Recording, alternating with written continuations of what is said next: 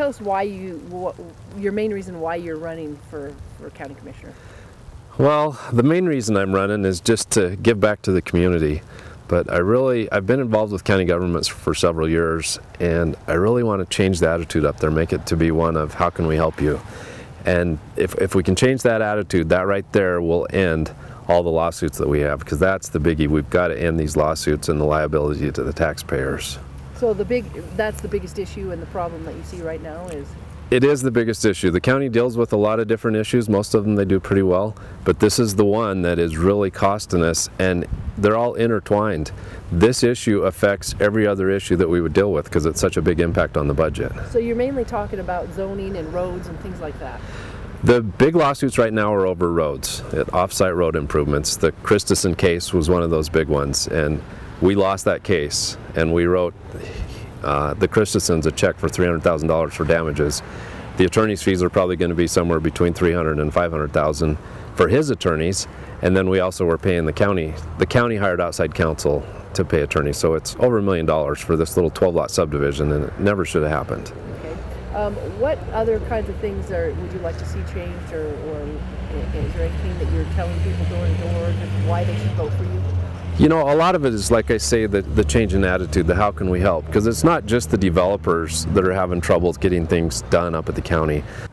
It was called the Development Standards Working Group. It was a group of builders, realtors, Plan Helena, Smart Growth. It was a very diverse group, and we were making good progress on long-range planning, comprehensive zoning for the Helena Valley.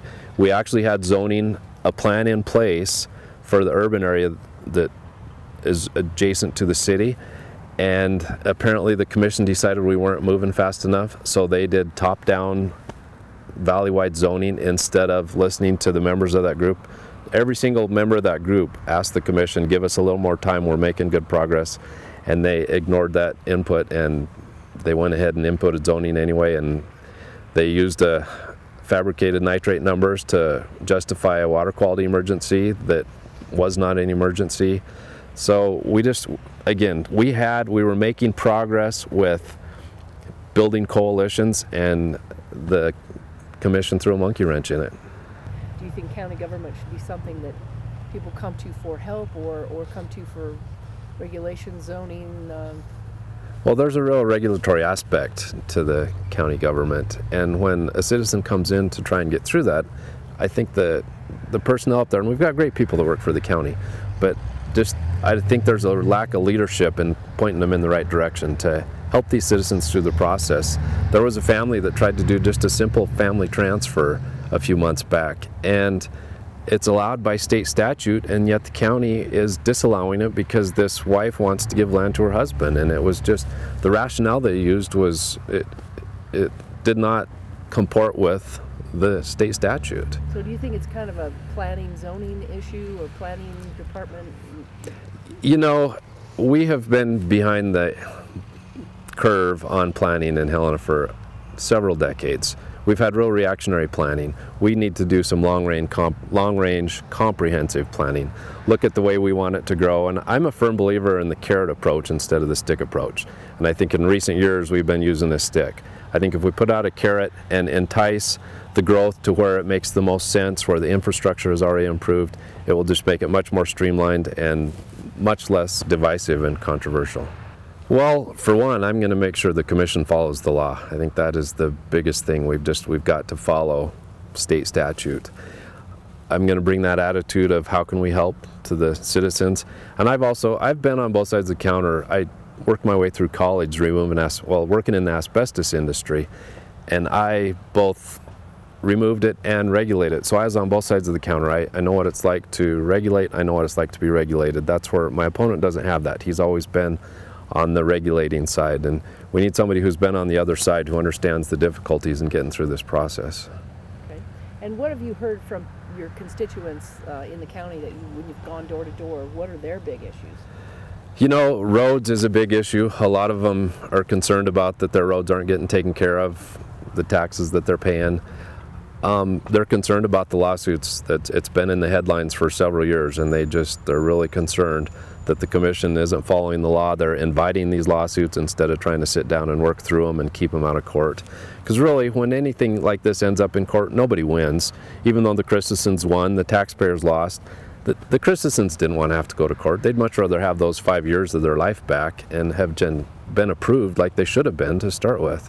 What makes you more qualified than your opponent for this job?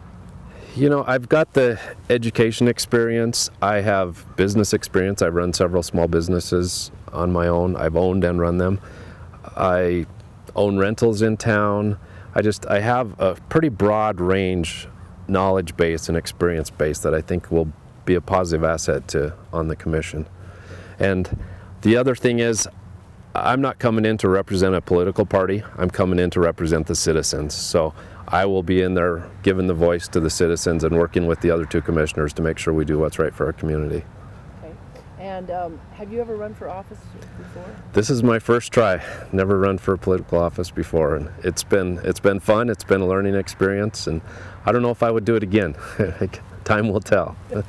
And what do you have to offer, or what kinds of things are you hearing from people in the county? And that includes, Augusta, Wolf Creek, the outlying areas. I mean, it's not just Helena. It's Lewis and Clark County is a very big county, and they probably have issues that maybe are going unheard or unmet.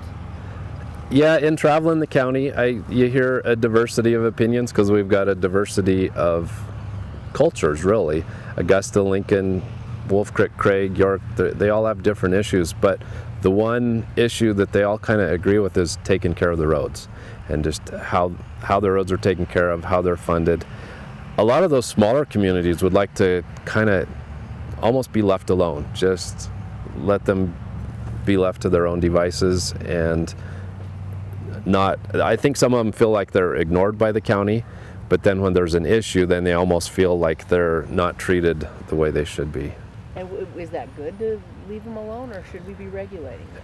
You know, I think it would be good to leave them alone. I think those communities, they can handle most of their issues. There's some issues they will have to come to the commission for help with, but I think a lot of them, Lincoln has a citizens council, and I think they're doing a good job of taking care of the issues up there. The rest of the communities are so small, I think that the individuals in those communities are doing a good job of taking care of their own issues. I don't know that we need to intervene. So you think less government is better? Absolutely. I'm a big believer in less government, lower taxes, and limited spending.